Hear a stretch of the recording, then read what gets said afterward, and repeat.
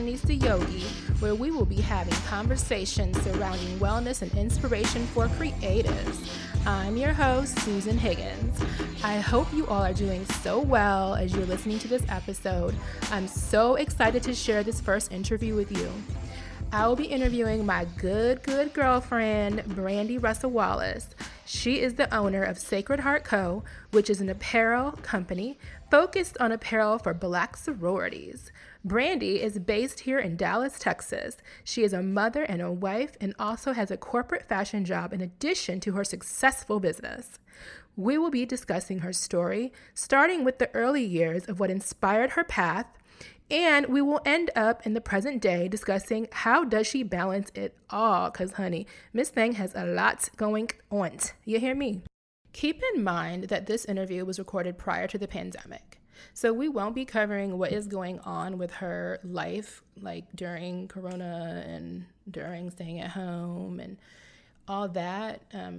What will happen in my mind right now, I feel like I'm going to want to double back to some of the earlier interviews I did prior to the pandemic and just kind of have a touch base with those people like later on, like in a couple of episodes maybe, just to kind of like double back and like see, okay, like we talked to you guys before that, but what has happened in your life since then? Because I know it has affected so many people in so many different ways, and it's definitely worth the conversation. So just wanted to like let you guys know that will be happening, but this is not a part of this conversation. This interview was also like a lot longer than I anticipated. Therefore, I'm splitting into a 2-part series just because like I personally don't like super long podcasts. Like I like give me a good little hour at max and I'm cool. So based on how I feel about it, I'm not really trying to do no 2-hour podcast because it's just not what I'm into. So I'm splitting into 2 parts. And this is part 1. And in this first part, we'll be focusing on Brandi's early years, like what inspired her to be a designer and like her path getting there. Without any further delay, let's get into this interview, y'all. Welcome to the Fashionista Yogi podcast, Miss Brandi Wallace. Hi, thank you for having me. You're welcome. So happy that you came. So grateful for you. Brandi is a wife, a mother, a sister, an auntie, an entrepreneur, a good girlfriend, and she holds down a corporate job. All of that. Child, what don't you do? Sleep. Tell me about it. Now, Brandi is the owner of Sacred Heart Company. It's a clothing brand which is multifaceted, but lately she is focused on apparel for sorority and fraternities and is doing great and growing more and more yearly. Yes, right? Thank you. Thank you, yes. The crazy thing is that Brandi and I met when I accepted a corporate position in a fashion company and moved to Dallas. Brandi was already at the company. As I was joining the team, she was already on that team. When I arrived for my first official day after orientation, she was assigned to me as my buddy, which meant she was to show me the ropes of the company, which was much needed as it's a big company on a big campus with lots of processes and procedures, right? Yes, and basically I needed to tell her who to stay clear of and who was cool. Giving that tea. Thank you. I appreciate that. So that's how we met. And then come to find out, as we met, our life paths were very much the same as far as the locations we lived. And we never crossed paths until we met in Dallas. Yeah, so fascinating. Right? Yeah. We both did college in the Atlanta University Center in Atlanta, and we both live in New York City, and then Dallas, and the rest is history. Yep. And now she's one of the closest people to me, one of my rocks in my life, and I'm so thankful to have her. Oh, I'm thankful for you. So, Brandi, let's get right to it. How you feeling today? I'm feeling good. Okay. Where are the twins? They are with Daddy. And Chloe. Yes. And with Daddy. Yep. Okay. So they are Daddy daycare today. Yes, Jeff. Brandi is the mother of 2 twin boy and girl, a twin set of twins. Yep. Noah and Marley, Yes. and stepmom to 11-year-old Chloe. Yes. 11, right? 11. Yes, I'm good. So her hands are pretty full. Oh, yeah. Okay. And so Keep let's me start very busy. with all this business, child. Right. I don't even know how you do it. Let's get started from the beginning of your story. Where are you originally from? I'm originally from Fort Worth, Texas. I was born in Mississippi, but I'm from Fort Worth. Okay. And what influence did your upbringing have on you from a fashion and style perspective? So, I'd say my influence came from my dad, who was like a really, really good dresser. He had more clothes than my mom at all stages of my life, and he took a lot of pride in putting together his outfits, and so that kind of rubbed off on me. And so I was very particular about my clothes since I can remember. And I even started making some clothes. I would make clothes for Barbies. I would make clothes for my friends. My grandmother, my mom's mom, she was a awesome seamstress.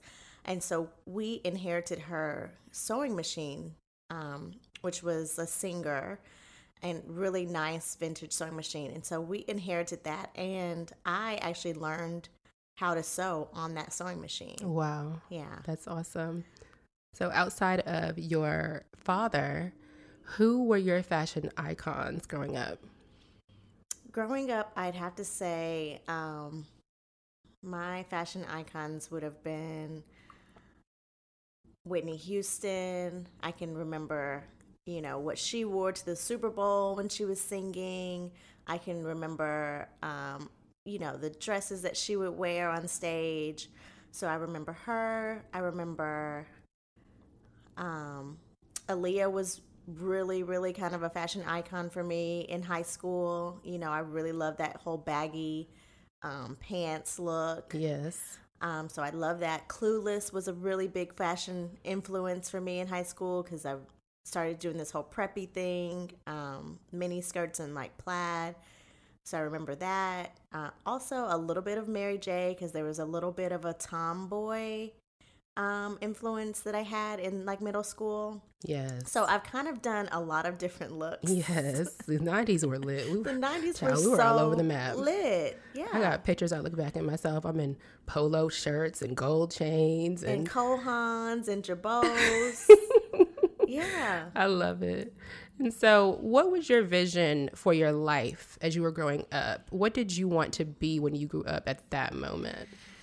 Oh, so that has changed quite a bit. So when I was little, although I always loved fashion, I loved like drawing and making clothes, I really wanted to be a teacher. Oh. Yeah. So my mom is a teacher and all the ladies in my family are educators. So I wanted to be a teacher and I was really good at math. So I wanted to do something in the sciences. It wasn't until I went to college and I majored in math. I got a degree in math from Spelman. And I studied biomedical engineering from Columbia University. I did a kind of exchange program at Spelman. It wasn't until after that I realized I kind of really want to be a fashion designer, actually. So after you finished your degree at Spelman? Yes, afterwards. Okay. Yeah. Luckily, I had a scholarship, so it wasn't that expensive of a mistake, What exactly did you major in? I majored in math.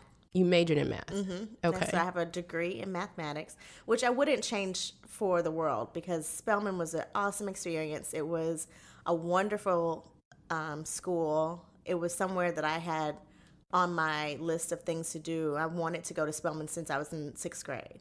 So, and I actually applied in 6th grade. What? Yes. Wait, what? Yeah. I applied to Spelman College in 6th grade. They turned me down. What, girl? They asked me to reapply after graduation. Oh my God, that's hilarious. Yeah. Talk about ambitious. Yes, I was so ambitious. I was like, I want to go to school, so I need to go ahead and get started. That is hilarious. I did not know that, girl. Yes. Oh my goodness. So I remember you did some you were getting into robotics or something, or engineering? Yes. So at Spelman, they have a wonderful program, a dual degree program, because they did not offer engineering at Spelman. So they partnered with several schools in which we could get a degree from Spelman and also from the engineering school. Okay. And so I was a part of that program. It was called the dual degree program. And so I got my math degree from Spelman, and I intended to go to one of the sister schools, which was Columbia University. That was one of the schools they partnered with. So I went to Columbia and I studied biomedical engineering there. And that's I really kind of wanted to do prosthetic limbs and kind of design that. Oh, wow. So my goal in this there's like a common thread in all of my stories. Like, I had to get to New York. Yeah. So like there were so many other engineering schools. There was Georgia Tech. There were other schools that were like close by. But I was like, I got to get to New York. Okay. That's where I need to be. Okay. So I was like, okay, I can do this in Columbia. Yeah. That makes sense. So I went to Columbia University, and it was a really great experience. And there definitely weren't many Black girls like me that were in the program. There was a few, but there weren't many.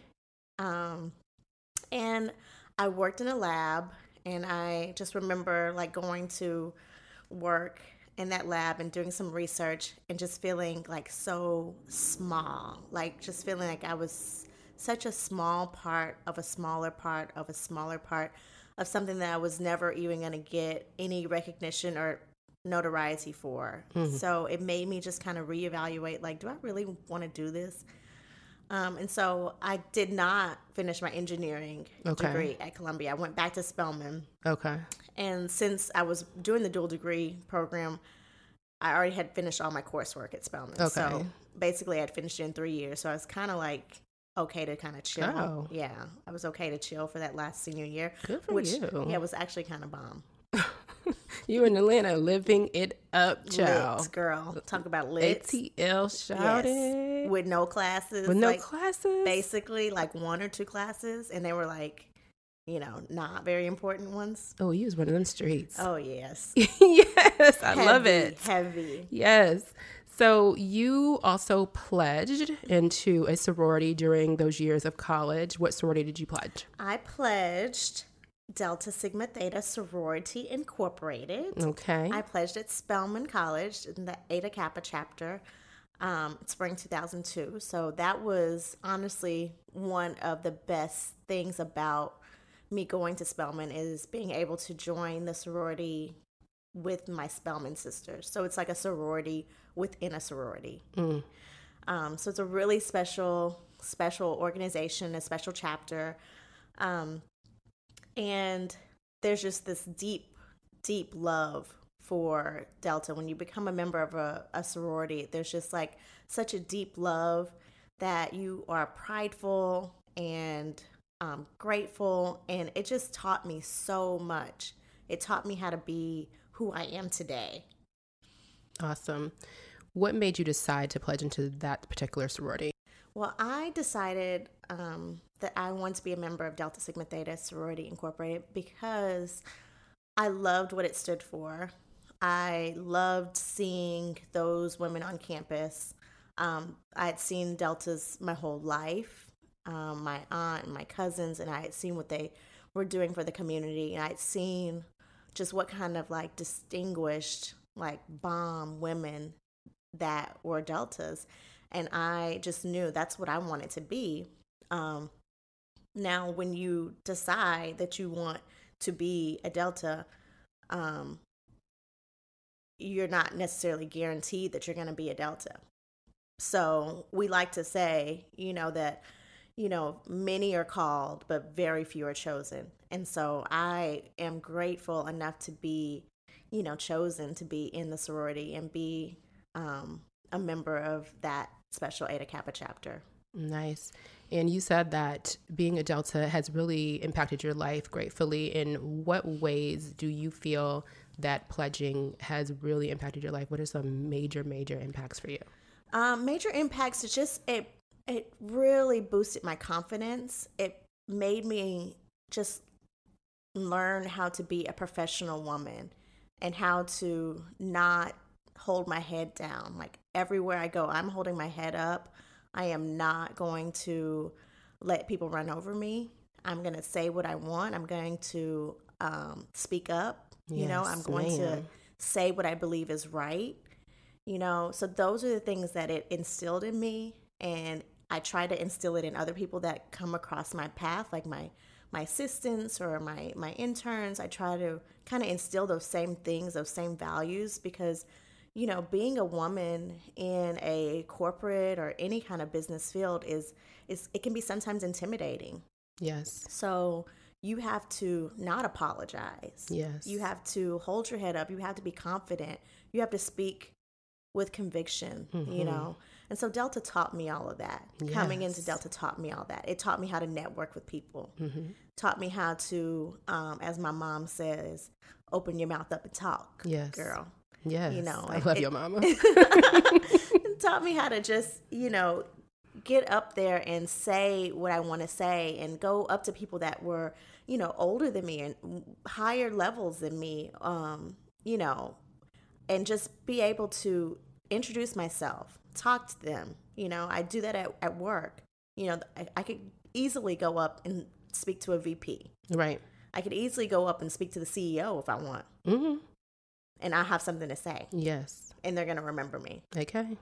I love it. That's amazing. I'm glad that you had that experience and that you got those amazing values instilled in you so early. And look at you now. Yes, look at me now. Okay. And what I didn't realize is that whole path that, God was setting me up for. I joined the sorority, and then years later down the line, here I am designing clothes for, said sorority. So, which is like so God send. Yes, I love that. It's awesome. Okay, so you moved to New York City after you were in Atlanta at Spelman for college.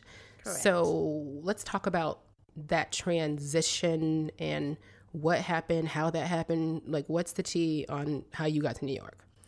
Okay, so after I finished Spelman, I graduated with my Bachelor of Science in Mathematics, summa cum laude. I worked at the Centers for Disease Control, and I had grand plans to go get my Master's of Public Health at Emory. And I actually had a fellowship in order to do so. So that was about to be paid for. So I had already gotten in, I'd gotten it paid for. I had a job at government agency, CDC, and I worked for this like really bomb woman. And there was not very many Black women leaders at the CDC at that time. But I worked for one of them, and she was so, so bomb. And I tell you, I would come in there dressed like, how I dress, a scarf and like a hat and like way too many accessories. And, everyone else was wearing like a blue or black suit and sensible pumps, right? And you're in like 6-inch joints. Exactly, and she kind of called me in her office one day, and she was like, basically, the gig is up. She was like, I know what you're into. I don't know if she saw me doing my little sketches when I probably should have been taking notes. I don't know what, but she said, I know what you're into. I know you really are into fashion. And she pointed to a quote on the wall, and it said, go confidently in the direction of your dreams. Live the life you have imagined, by Henry David Thoreau. And that like hit me. It just hit me like a ton of bricks. It was like, I need to do this, She told me if it were up to her, she would have been an interior designer, but now she's a mom, she's a wife, and, her family depends on her. So she was like, I can't change now. But if it were up to me, I would have done that years ago, and you have nothing stopping you. So you should just at least try it. So I was like, she's right. I should at least try it. So to me, that meant not just like dipping my toe in. That meant literally like applying to only the 2 top design schools in the United States. So I only applied to FIT and Parsons School of Design. And I said, if I get in, then I'll go. And if I don't get in, then I will just go to Emory and get my master's of public health and be, a scientist. Well, I got in, and I got into Parsons, which was my top, my favorite school, and it was my number one choice. So I got in, and then I had to convince my parents that it would be a good idea for me to go. And that to, an educator and another civil servant parent was really hard to convince them that that was a good idea. So I put together a PowerPoint presentation because, statistics and math and that was my thing. Right. So I put together a presentation for them, and I showed them the presentation. I gave them all these compelling reasons why they should let me go. Now, granted, I was somewhat grown because I had already graduated college, but I was going to need so much of their support and so much help to do so. I couldn't have done it on my own. Right. So I had to get their permission. And I think it helped because they finally were like, okay, you can go and we'll help you and we'll support you. And they did, which I'm so completely grateful for because I wouldn't have been able to go if they hadn't supported me. So we, it literally looked like we were coming to America, with all my trunks and clothes and that was before all the baggage limits and right. It was so post or pre 9/11. So we were just on. So I got a really cute little apartment in the West Village, and I lived there, and it actually wasn't very cute at all. It was kind of gross, but but it was a great first New York City apartment. And okay. I had come from nice luxury apartment in Buckhead in Atlanta, and then I moved to this really tin can crappy little apartment. And I the first thing I did, as soon as me and my daddy walked up several flights to get to my room, I just looked at him and I gave him that Hillary Banks daddy, really? Seriously? You can't do this to me. And he was like, you know what, baby, if you want to do this, you're going to have to do it this way. This is how you're going to have to do it. If you really want it, you'll do it this way. And I said, okay. And I hung up my sequin curtains, and then I lived in that little nasty apartment. Was it a studio? It was a studio split in half because I had a roommate. Oh, word. So we shared it, and it did not have a kitchen. And she had to walk through my room to get to hers. Oh, word. Okay. So it was not great. But you know what? It helped me appreciate, the New York City struggle. It helped me appreciate all of that. And I'm so grateful that my daddy was truly teching me a lesson. You know what? Everything's not going to just be handed to you. Mm-hmm. You're going to have to work hard, and anything is worth a sacrifice. Mm-hmm. So that was the sacrifice. You want to do this? We're paying for you to go to this school. You're going to have to live here. Wow. So you did school. Yes. Finished Parsons. Yes. How long did it take you? It took me a year. The program wasn't for, the program was for people who had undergraduate degrees already. Okay. So I was in classes with, bankers, people that had a law degree, some people that had gone to medical school. So other people that had come from really distinctly different backgrounds, just like me. So we were all very serious about fashion and, and just getting into it. So it was very intense, but it was well worth it. So was it a bachelor's extra program or a certificate? What it was kind a of program certificate okay. program, yeah. Well, that's interesting because there's one conversation that, one of my friends and I have been having lately about, what do you tell your kids now when it comes to education and getting a degree? What should you do? And just same way like you were, you started one way and you thought that was it and you shifted, yeah. you know? Yeah. And so we were talking the other day about my friend said, this is Amari, Marcus, now his name is Amari, changed his name. he says he would tell kids, now just go ahead and get your bachelor's, knock it out. If you don't know what you want to do, at least go ahead and get you a business degree. Sure. Because once you shift, if you shift, you can always go somewhere and get some kind of certificate or program. But everybody pretty wants that bachelor's Right. to even get in the door. Exactly. So that's pretty much what your direction was. Yes. And it worked out for you. It did. I wouldn't change the path to which I went down for anything, because it taught me so much. I was a lot more mature when I got to New York City than had I been if I had gone when I was 18. Mm-hmm. And Lord knows what would have happened if I had gone when I was 18. Yes. At least Atlanta was enough. At least Atlanta was like my stepping stone, my little buffer before I got to the big city. Yeah. So I am grateful for my path and my experience. So I think that is really good advice, Yes. So you finished school. Now what happened afterward? Did you get a job in fashion? How'd that go? Yeah, so I got an internship. My first internship was for Alice Roy, and she was like this really quirky designer. She smoked a lot of cigarettes. Like she lived in the same building that her design office was in, and she would just come down sometimes maybe in her pajamas, but she was like really, really quirky and cool, very sweet. And we would take fabric over to the garment district for it to be cut. We would, pick things up, just like typical intern kind of duties. And that was really fun to kind of just see how things are done, just the steps in which, people have to take. And we were picking up stuff to go to Bergdorf's, and, so that was pretty cool to see. And then after that, I got my first real paying position at the Avenue, plus size women's clothing. And I did swimwear and career separates. And I remember I had a boss who shall remain nameless, but I had a boss who was very colorful and passionate. And I remember getting yelled at in like my first month. Oh, man.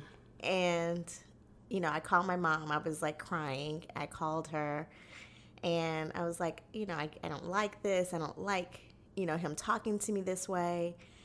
And my mom said to me, she's like, if you're going to be in that industry, you're going to have to get some thick skin. And she wasn't lying. She was not lying. And no way do I think it's okay for someone to yell at you.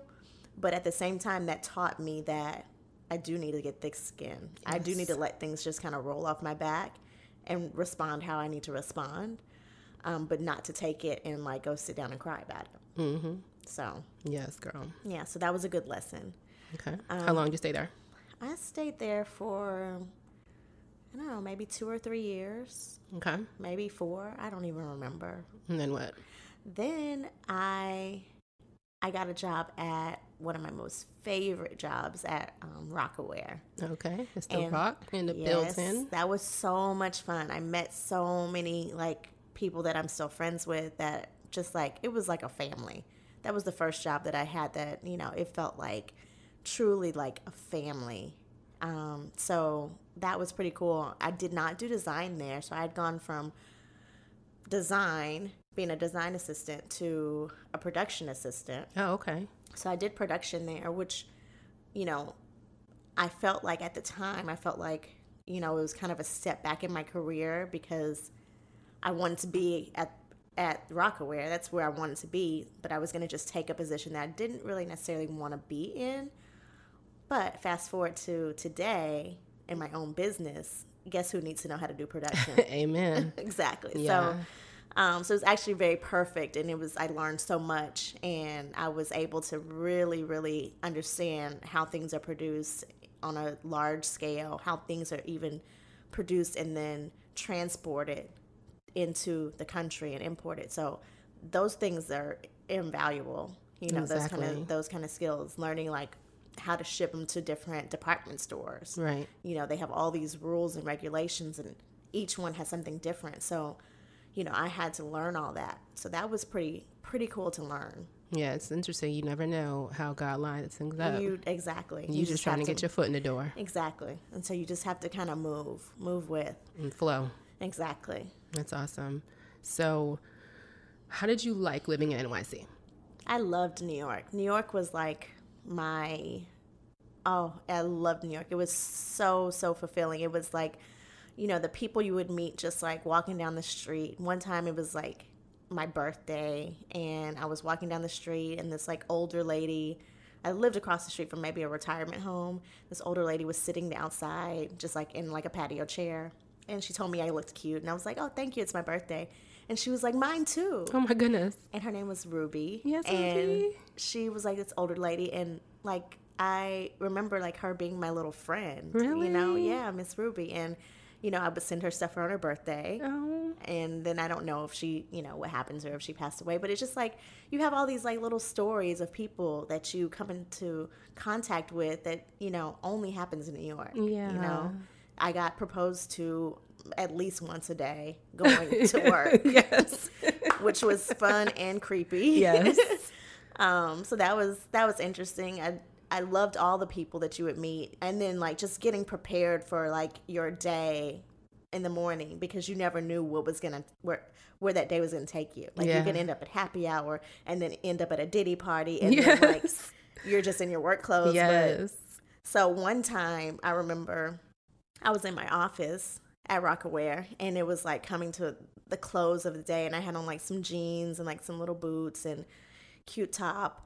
But then like one of my friends got an invitation to I don't know, I think it was a VMA party. Mm-hmm. I literally took my pants off and I cut them into shorts. Yes. And I was like, okay, now I'm ready to go to the party. Yes. That in New York, you have to stay ready. You just gotta stay ready. I mean, then I didn't have jeans anymore, but it was okay because it was worth it. It was totally worth it. Totally, because I'm sure that party was lit. It was lit. Mm-hmm. So now working at Rockaware, did you meet Jay? Oh yes, so many times. And how is that? He is like so charming. Like I totally get it, Beyonce. Yes. He's like so charming and very charismatic, very nice. He's funny. No, he didn't come to the office all the time. I remember like riding the elevator with him once. Luckily I had something to say. I don't remember what it was, but I luckily had something to say. So I remember that.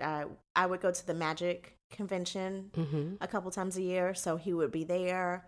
And so we might have like a small interaction, but he was always like so cool, so down to earth. Like you never felt like he was like this billionaire mogul, right? But he just always made you feel like he was just a person. What about Dane? No, he wasn't actually working. They had already split. By the time you were working there? Yeah. They had already split. Yeah. Okay. So how long did you end up staying in New York? I stayed in New York for 6 lovely years. Was that your last job in New York? No, after that, I went to Lady Nietzsche after Rockaware. Okay. And so then I did some juniors, and I got back into design, which is what I wanted to do. I wanted to be in design, and I wanted to do women. So I worked for Lady Nietzsche. They got bought, so we got laid off. But I do have to say, I was given a chance by this amazing design director. Her name was Elmaz Hussein, and she was like, European and like very quirky dressing and just so sweet. And I had to say, like, she passed away this year from her battle with cancer, which I'm super sad about, but I am so grateful that she looked at me and she saw my resume, although it didn't say that my job history like had a lot of design, but she gave me a chance to be back in design, which kind of really pushed me forward. Yeah. So I'm so grateful that, she looked at me and she saw that in me. Awesome.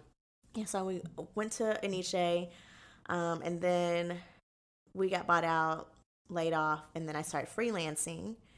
And I freelanced again with Elmaz, and we worked together at another place where we did some freelance work. And then at that point, it was like the recession was hitting, and so we about 2008 at this point? Yes. Okay. And so all of the companies were closing, and all of the jobs were like being eliminated. So So I once like went into a interview and there were like 30 other candidates for that one time slot. Yep. So for that one job. So I was like, oh, okay, I'm not going to get this. But, and if I did, then they'd probably want to pay me like peanuts. Yeah. Just to sit in a seat. So I don't know that this is going to work out. So at that point I said, you know what, I need to start looking elsewhere outside of New York City because it's getting really expensive for me not to have like secure income. So that's when I moved to Texas. Yeah. Okay. So what was your favorite part about living in New York? I think my favorite part was just like dating the city. Not dating in the city, because that sucked.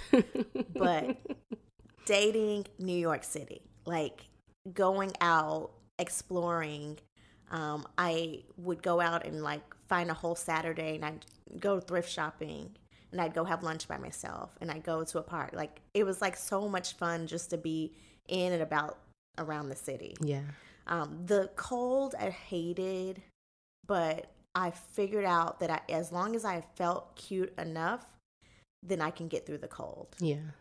So I just had to make sure I had all the layers, all the gloves, hats, scarves, earmuffs, face masks, everything. All the things. All the things. Because that was your first time living above the South. Yeah.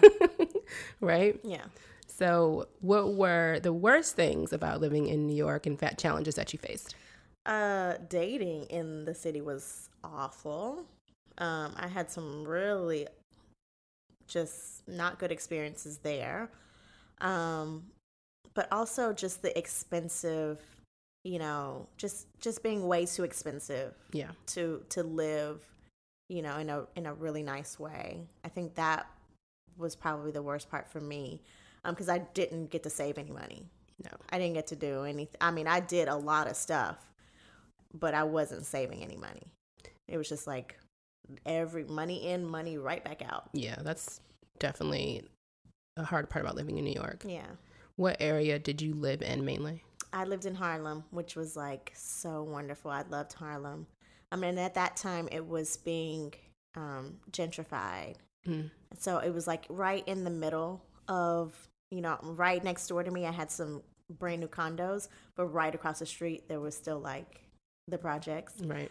So I had a nice brownstone apartment, and I found it. Can't remember how I found it, but I found it. And the girl that was living there, when I went to go look at it for the first time, she opened the door and she said, "This apartment has 5 closets." I said, "I will take it." That's all you need to know. That's all I need to know.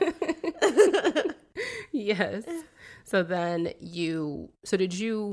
did you look for a position in Texas and then move, or did you just say, I'm going to Texas and looking for a job? Like, how did that happen? I looked for a position in Texas because I always knew, that JCPenney was here. I knew that it was, kind of, this is back home for me. So I said, I'll just apply and I'll see what happens.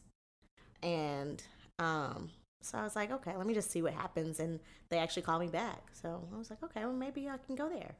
Okay. So the whole recession situation was what sparked you wanting to move. Was there anything else that sparked this? I just felt like I started to see myself like just, getting into the hamster wheel of New York City and, not necessarily finding a partner there and settling down. And I would see the women with their strollers and carrying them up those steps from the subway and back down, and I just couldn't see myself doing that. Yeah. And I know I wanted a family. I knew that I wanted a family. I knew I wanted a big family, but I knew I couldn't see myself doing that. Right. So I was like, I think it's time for me to go. Okay, that makes sense. Yeah. And so you now move back to Texas. You obviously have a much better cost of living situation. So you are kind of back to the type of living standards as in Atlanta, where you're able to live in a cushy luxury apartment for a decent price and not breaking the bank. Right. So you found a lovely apartment. Oh, yeah. I love that little apartment. And then how was your experience transitioning from kind of more smaller companies tighter knit companies in New York City to a much larger corporation in Dallas? It was a rude awakening. I had come from places where we literally would design all day long and just do the designing and get tech packs sent out to the suppliers, and that was pretty much it. That was the job.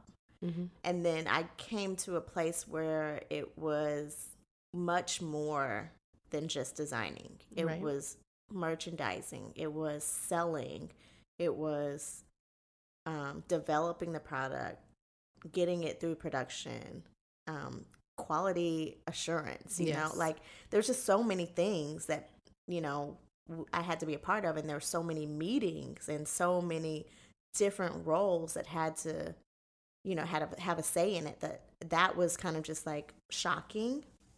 I adapted and I learned, just that's just kind of what we do, but it was very shocking. Big rude awakening. Yeah. Yeah, I feel the same way. Yeah. It was definitely for me. I felt like it was a major culture shock. Oh yeah. For me, in the sense of,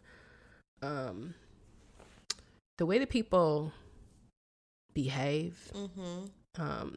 Coming from New York and everybody just being very blunt and say what they mean and mean what they say, and you pretty much knew where you stood with people. It wasn't very.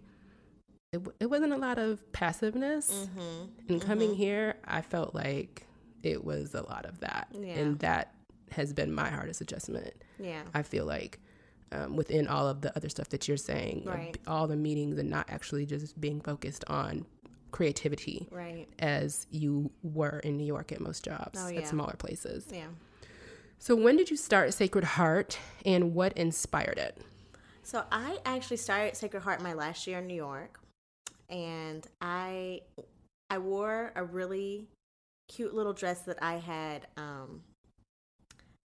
kind of remixed from a vintage dress. I was always remixing stuff. So I had remixed this dress from a vintage dress, and I wore it to, I can't remember if it was my birthday party or someone else's birthday party, but I wore it to a birthday party, and I got so many compliments on it. People loved it so much. They were like, where can I get one? Can I have one? So I was like, okay, sure. And then I had to figure out how to get it done. And so I found a cutter in New York. And it was all permanently pleated. So I had to figure out how to get fabric that I could permanently pleat. So then I had to find a pleater. Oh, Lord. I know. This was my first project was really extensive. So I found it, and I figured out how to do it. And I was like literally taking all the stuff from each place, which was Right. really fun to do in between like my lunch breaks. Right. So I would go buy the fabric, take it to the cutter, take it to the pleater, take it to the sample maker, and then by the time like I finished, it cost like $500. Right. Like, I would have to charge $500 for the dress. But, Right. For the most part, I was like, okay, this is my dress. I did it. No one bought it, but still, it was pretty cool to do. Right. And so then, I just found all the resources. I just like figured it out. Right. It was really fun trying to figure out the puzzle. And because I had the production background and the Alice Roy background where I was actually doing all the running, Mm-hmm. and then I had the, design background, I could do all those parts. Right. And then I had to find a place to make my labels and place to make some hang tags. So I found all this place, and this was like, the internet was good, but it wasn't like what it is now. No. Like it was cool. You could get some information off of it, but like it was a lot more difficult to navigate and find all these little small places that did not have websites. Right. They didn't have apps. They didn't have any of that kind of No. stuff. So it was kind of like calling, some people on my lunch break and figuring out if they could do it. So, I really loved that part, and that's how I kind of started it. Okay. Then I realized, okay, in order for this to be profitable, I'm going to have to take all this stuff offshore, Okay. which is what most people do, Right. unless you're selling it to Bergdorf's. Right. So I thought, okay, let me take this offshore so I can make it more affordable. And so during one of my magic visits, I always used I used the resources that were given to me. So I was there for something else, but I went to go on my own time to meet with the sourcing show. And I saw and I found a couple people. I made some appointments. I emailed with them back and forth. And out of that came the supplier that I use today. Oh, really? Yes. Or in a roundabout way. I started out working with one particular supplier that I found there. And then they were like, eventually like, okay, your minimum's like, we can't do anything with 20 pieces. Right. So we can't do this. But I can refer you to another place. And they referred me to this, much smaller kind of manufacturer that would do these small runs in China. Right. And so they did, my first thing they did for me was I had a client that wanted her bridesmaids dresses done. Okay. Which in retrospect, this was incredibly risky. Yeah. For your first. For my first. And then like it's actually someone's wedding. Right. Like so risky. A lot, like expectations. Yeah. Yeah. But they actually came out really good. Awesome. And so that was my first like order. And then after that, then I started doing more. I started actually putting together a collection and sending it off and getting it all produced. Oh, wow. Yeah. That's a fascinating story. So how did you handle the technical design and the grading part of it? I just did it. You did it. I did it. I just figured it out. I mean, some of it was trial and error, a lot of error, and a lot of trials. And then I also leaned on the expertise of my supplier. Okay. Because they knew, between sizes what the normal difference is between sizes of a sleeve or a waist. So they gave me some guidance, but also, stuff from China can also have like an ill fit sometimes. So I had to kind of use their guidance, but also make it my own so that it could really kind of work for me. Okay. So when I met you, your products were very sexy but tasteful. Dresses, rompers, jumpsuits, very glam, very much like what girls kind of would pick up if they were going to go out, perhaps for a great night out. Were there any other products that you started with prior to that, or did I kind of meet you in the phase of where you started? You met me in the phase of where I started. Sacred Heart Collections has really kind of like followed my own life path. So that's kind of what I was doing and what my friends were doing at the time. We were going out. We needed something cute to wear. There were no Instagram boutiques. Right. So I was like making stuff for me and my friends, for people who wanted to, go out, look cute, but look very tasteful, So that's what I was doing. Okay. Now, what is one major challenging situation that you faced running your business that really had you nervous? I guess, first of all, the challenge of just like hoping someone in a foreign country can execute what you have in your head, that's a big challenge in itself. Yeah. And so I've been lucky that most of the time that challenge is met with a positive experience. Other times it's not, and then the style gets dropped. But for the most part, that has been really good. So that's one thing. The expense of it all, and that is pretty challenging sometimes, and just having to figure out, how can this make money? How many do I have? How many do I buy? How much do I invest in this? Per style, because sometimes, something that I think is so cute, then nobody else likes it. And then I have like 80 of them in my closet. So that's kind of challenging as well. But there's a lot of different challenges in different aspects of the business. I'd say sometimes customer service is a challenge. Right. So there's different things that I would say can be challenging. But I try to meet each one and kind of pull out the best out of that challenge to kind of make it work for me. Good. And so there's not like this one major, like the biggest thing that almost just made you break that happened that you can think of? No, I would say nothing, nothing would make me break. Okay. I don't think anything has been big enough to make me break. Okay. There's been times where I have like lost money Right. on a order or, a project, and that's disappointing, but it's kind of just the business, and that's what happens. You live and you learn, but it hasn't broken me. So No. hopefully there's nothing that is going to make me break. What have you learned from those situations where you've lost money? Get everything in writing. Like, don't even, like, there's people that's always like, oh, customers can be so cool. Like, there are people all the time that are just like very sisterly towards me and like, oh, yes, I'll do this for you. I'll do this one thing for you. But if you don't have that in writing, they come back later and like can totally switch it on you, Mm-hmm. So I get everything in writing. I don't care if it's like a size change or, different style. I make everything very clear. Okay. This is what you're going to get. This is when I'm going to give it to you. This is how it's going to be produced and made, just so there's no surprises. No one on the back end can say, well, I thought it was going to be XYZ. Right. Mm-hmm. So that has definitely taught me to get everything in writing. Awesome.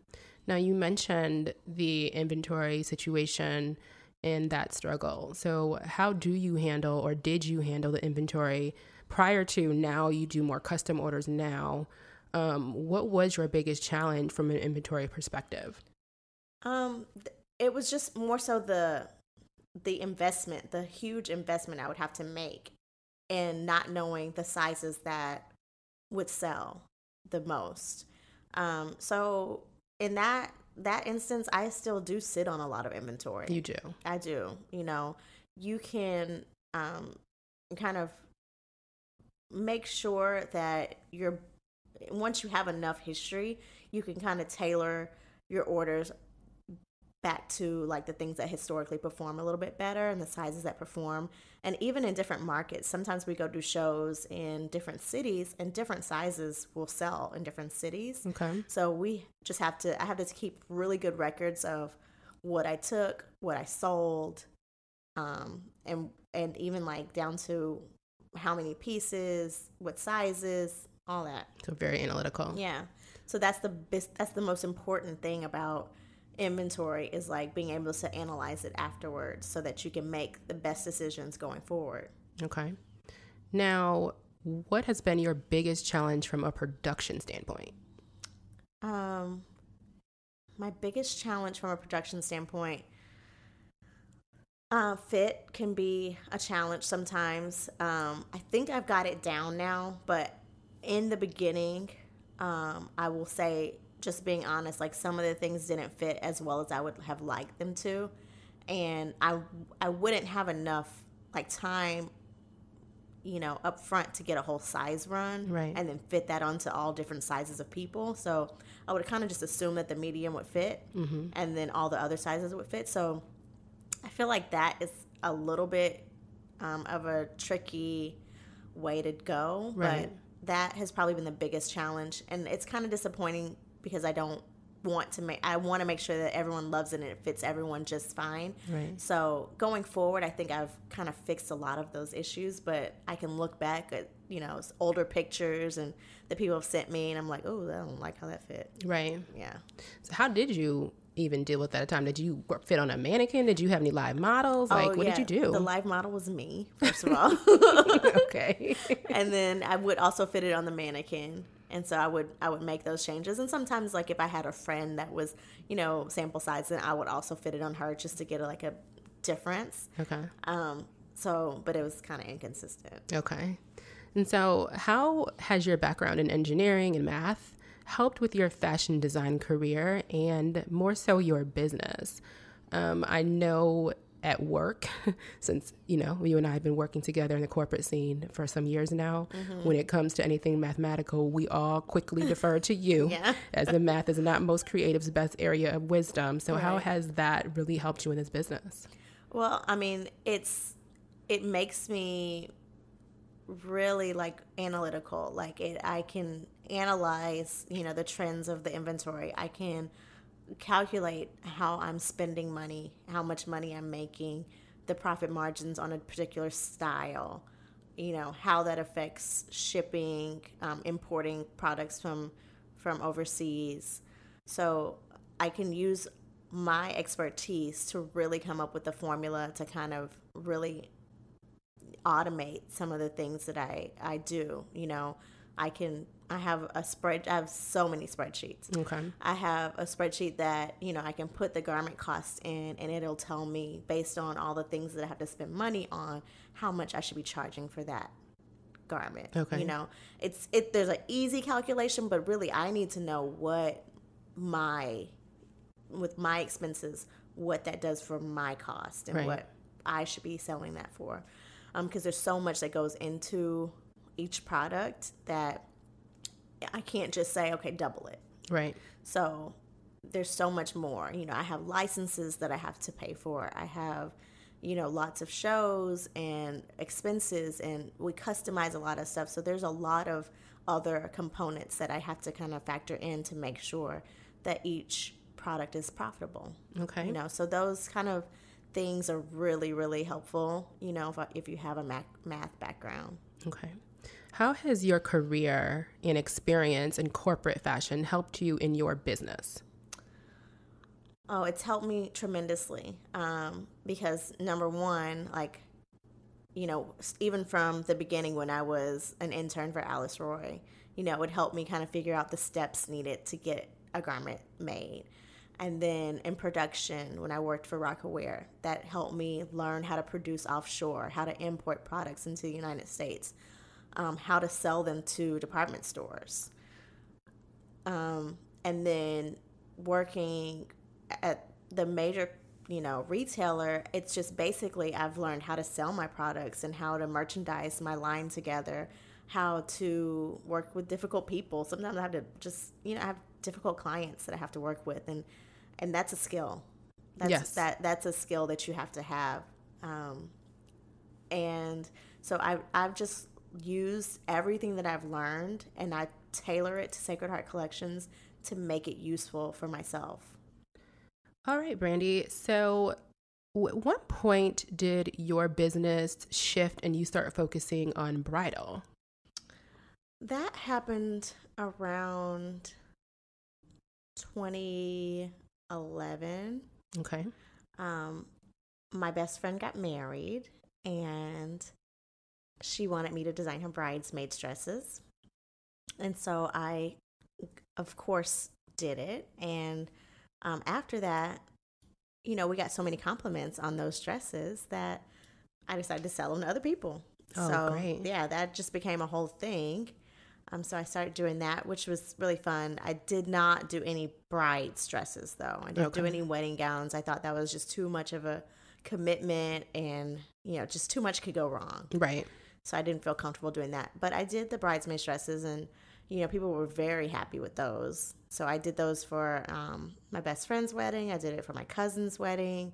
And then I had several clients that bought them and ordered them after that.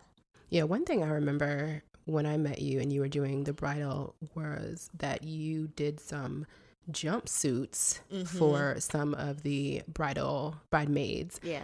And I thought that was just amazing because you didn't see that often. Right. So, jumpsuits and rompers were kind of just a thing that Sacred Heart really specialized in. Right. So it only made sense to do jumpsuits for a bridesmaid as well. So it just was this really cute, comfortable, versatile jumpsuit that, someone could wear on another day if they wanted to. And it just didn't look like, oh, I'm going to be in someone's wedding. I'm only going to wear this one time and then I'll never wear it again. So people actually literally emailed me and said, I kind of want to wear mine before the wedding.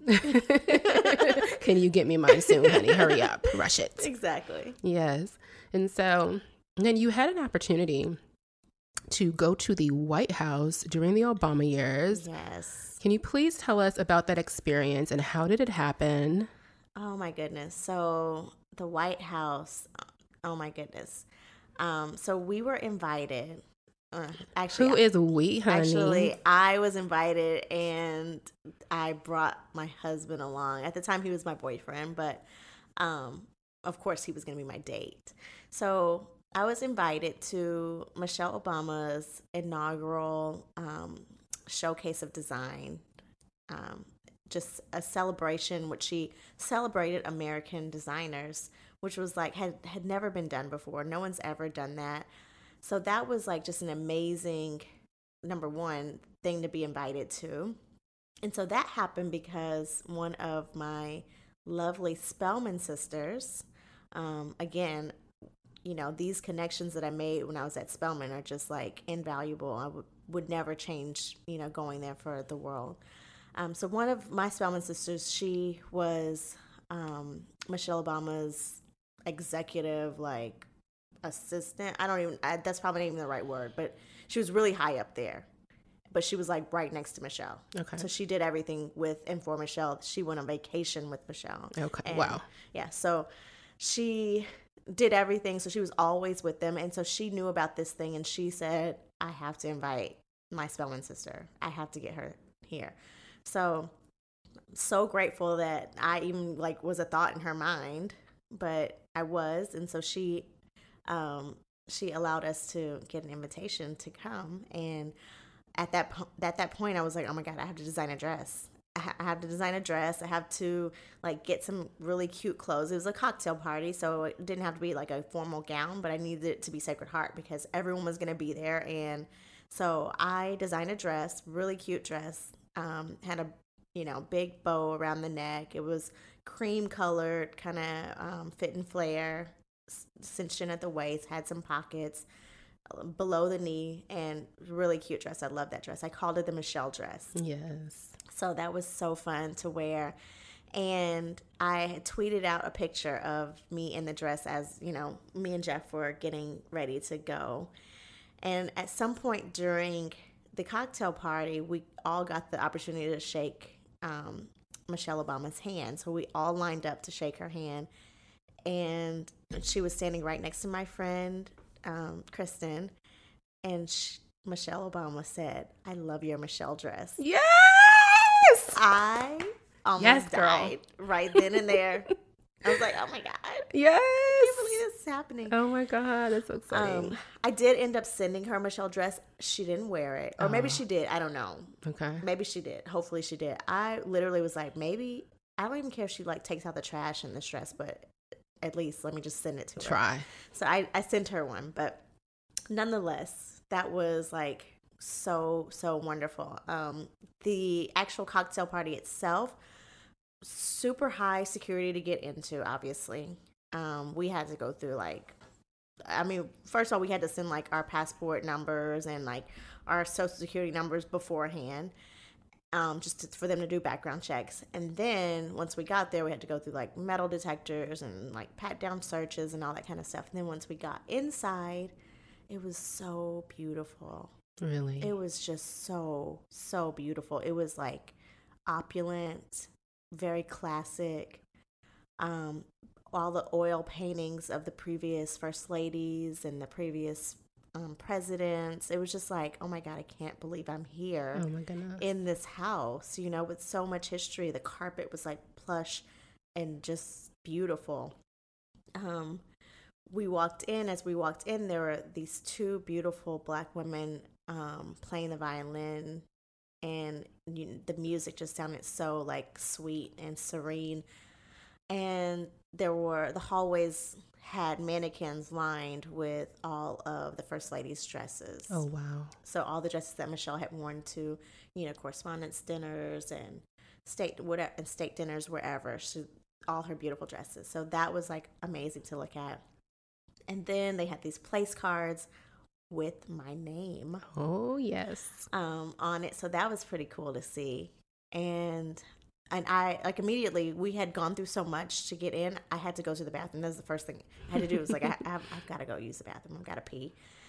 And then you walk into this beautiful bathroom, and Jackie O, a painting of Jackie O is, like, right there in the bathroom.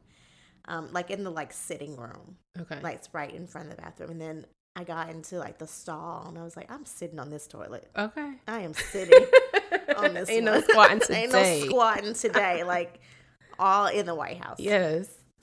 So it was just like amazing. So then we got inside.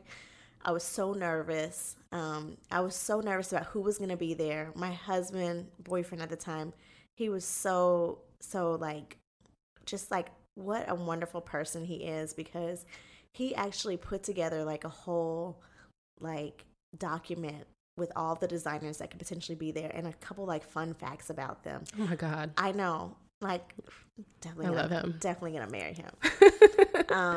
But it was like so sweet, and he like helped me study. We were on the plane. He was like pop quizzing like me, just so I'd have something to say if I met everybody. someone. Yeah, you know. So it was great, because otherwise, if I didn't know what to say, then it could be awkward. It could be awkward. So I had some tidbits for everyone that could potentially be there. Good. So he, like he held my hand really tight. He like looked at me and was like, "You ready?" And I was like, "Yeah, I'm ready." After I came out of the bathroom, and we just went in. Champagne was free flowing. There was like food. There was like so much nice food. All the tables had hors d'oeuvres on them, like nice, beautiful china and gold forks, printed napkins with the White House logos on them. There was no like burgers or under a heat lamp. Like that was not this kind of administration. No, ma'am. So I mean, oh my God, it was beautiful. It was like so nice. And I saw Diane from Furstenberg. She was like standing at the table. Mind you, I'm trying to be like so prim and proper. And my plate, got my plate in the right hand, and my fork, and like I'm trying to be like super like polite in every movement I'm making. But here Diane von Furstenberg is just standing over there, kind of like a little slouchy, just picking up grapes and cheese right with her fingers and popping them in her mouth. Like no plate, no fork. Yes, just like, yes, Diane. I was like, okay, I like her style. Yes, Diane. I didn't do what she did, but I liked her style. Yeah. I think that was pretty cool. I saw Vera Wang, met her. Like she had on her like classic like dark tights, and a beautiful dress, of course. We met Tom Brown, and here's a little fun story, because my husband or boyfriend at the time, Jeff, he had a suit. We went to go buy him a suit for the White House. We obviously had to buy him a new suit. And so I was like right on top of him, like, did you get it tailored? Did you get it tailored? Because we didn't have a lot of time to turn this all around. So he got it tailored, and then he came home and tried it on, and it was like super slim. It's a slim cut suit. And he got the pants like cut like real short. Oh yeah. And I was like, why did you do that? I was like so judgy, right? I was so judgy, and I was kind of like, oh my God, you're going to ruin the White House visit for us because your pants are too short. That's going to just ruin it all.